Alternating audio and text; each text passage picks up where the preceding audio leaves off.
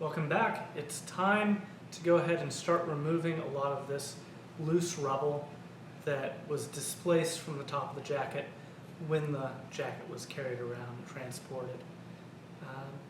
So a lot of people ask, as I'm looking at all of this rubble, how do you tell the difference between bone and matrix?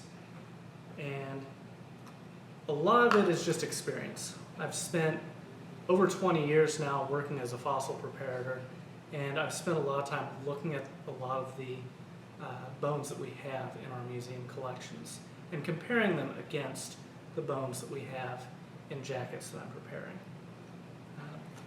But when I look at a lot of this, I can often see that the matrix itself is a slightly lighter color, and some of it actually has either gray or kind of a yellowish green or olive colored series of spots, probably root marks in the matrix. And the bone itself is a little harder, but if you listen to it when you tap it, you can actually hear a slight difference.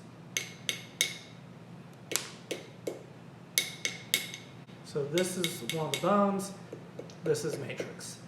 The matrix is a little more of a dull thud versus the bone is a nice higher pitched chink. Basically, I'm just going to start going through and pulling out pieces and looking at them closely and setting them into a bucket. And basically, we're going to go ahead and save all of these pieces and screen wash them.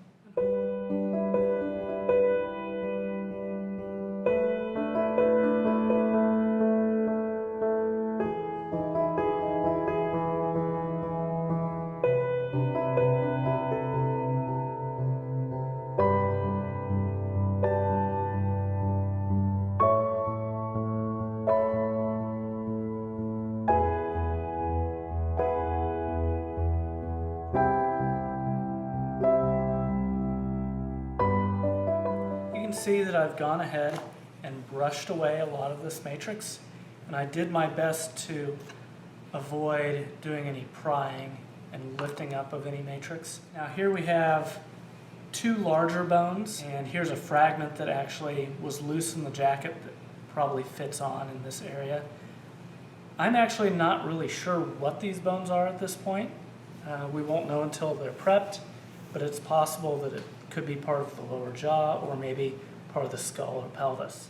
This is the centrum of a vertebra with a zygapophysis, and there's another vertebra here. And also tucked here in the jacket, wrapped up in newspaper, is another bone. Probably what happened is the person who was excavating the specimen had a loose bone that popped out, and so they wrapped it up in newspaper and stuck it in here so it wouldn't be separated from the specimen. Next time, you'll see us record the positions of the bones in the jacket by making a map.